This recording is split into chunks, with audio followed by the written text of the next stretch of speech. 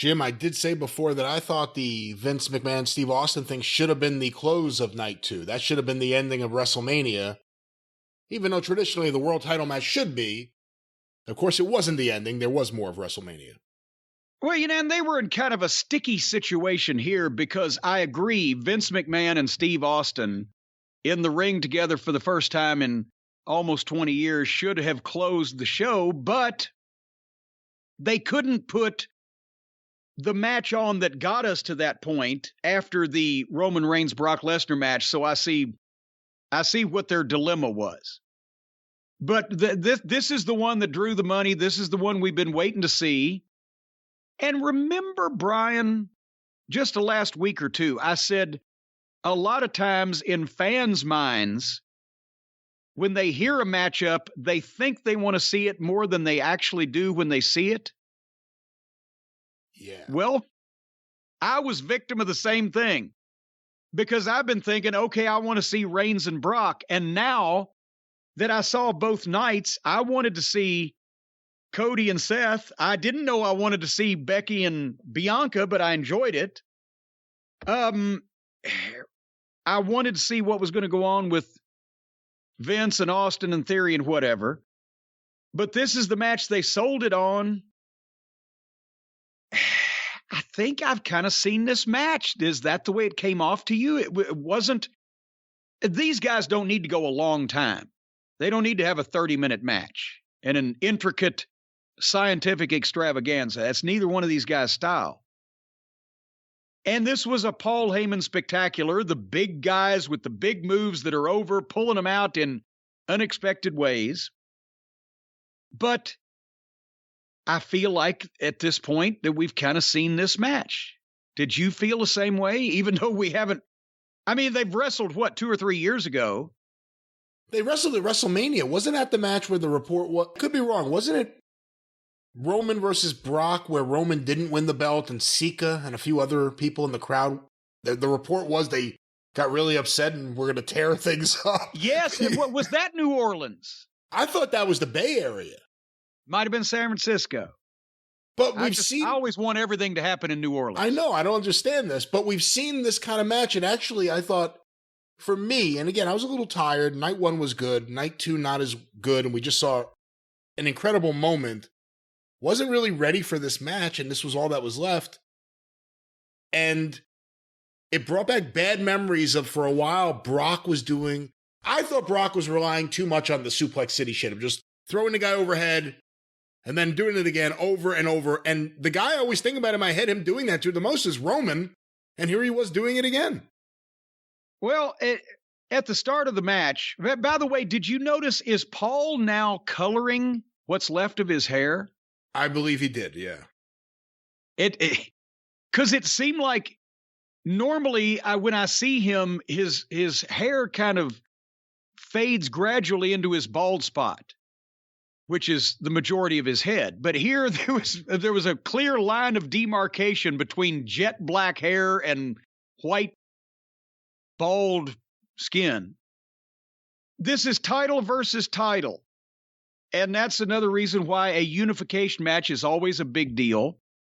They back in the 70s when they did some with the NWA and WWF titles with Dusty and Superstar Graham and Harley and Superstar. That was a big deal to the fans who were not even smart back then that there was no way either one of those belts was going to change hands. But it was a unification. The two champions, we're going to settle this. That's always a big deal. I thought it hurt it that they're fighting for two identical championship belts. They're just different colors. Just the big jeweled W. The belts are all they all look the same, just different colors for their different brands. So that kind of hurt. But this was a fight. It was big guys, and it was the kind of match they need to have. Again, it's not like either one of these guys need to be doing flying head scissors. And and they had the big high impact moments. Paulie's begging off from Brock on the floor. It was all Roman Reigns' idea. I didn't have anything to do with it. I love you. And then Reigns comes and spears Brock through the barricade. And Brock barely beats the count, and he gets hit with a spear by Reigns and 2 count.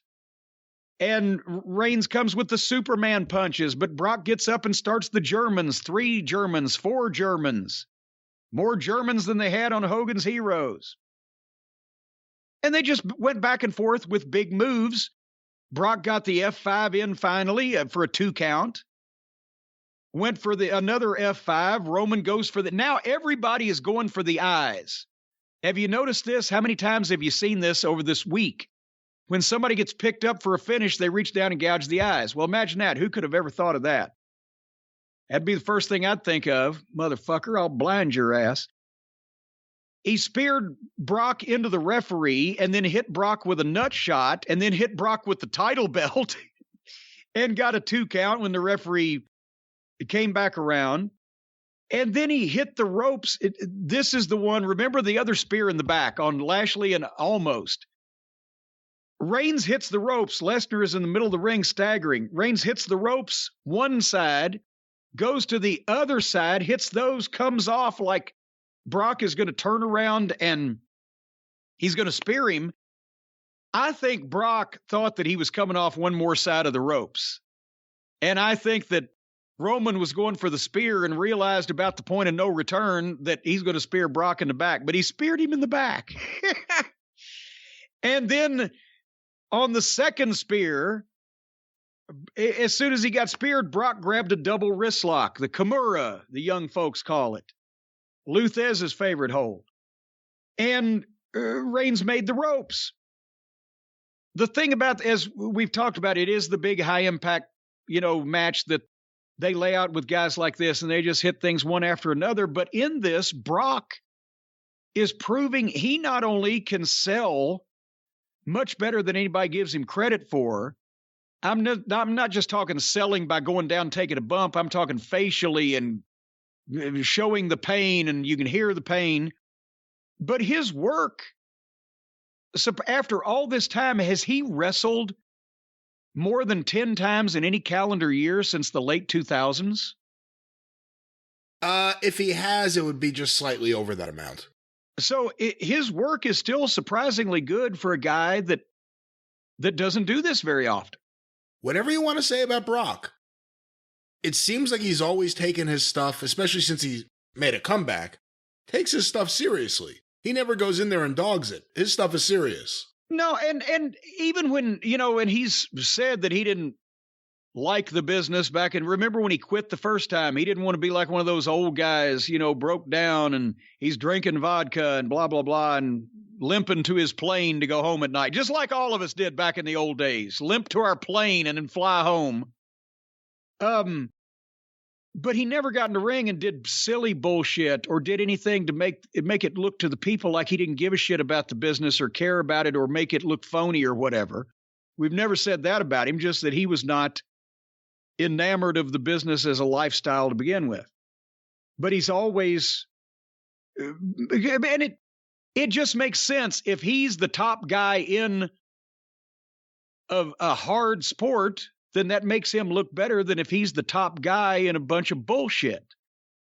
So that's another reason why the main event stars not only always try to take care of the ones who deserve to be main event stars, not the ones that are put there by amateur bookers, always try to make the business look serious and dangerous and etc., because it makes them look better. They're on top of it.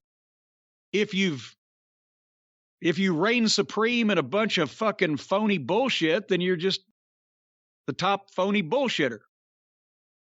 However, having said that, at that point, Paul is begging for Roman Reigns to get up, my tribal chief. Get up. What a fucking toady he is. I love him. And Lesnar goes for another F5, and Reigns drops behind and hits him with a spear. 1, 2, 3. This shit comes out of nowhere more often than not anymore. Well, I will say, apparently Roman Reigns was legitimately hurt, so they went to the finish early, is what I'm hearing.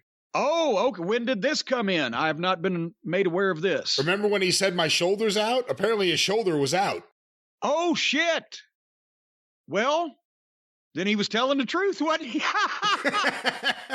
So, what took his shoulder out? Which move, then, do we suspect?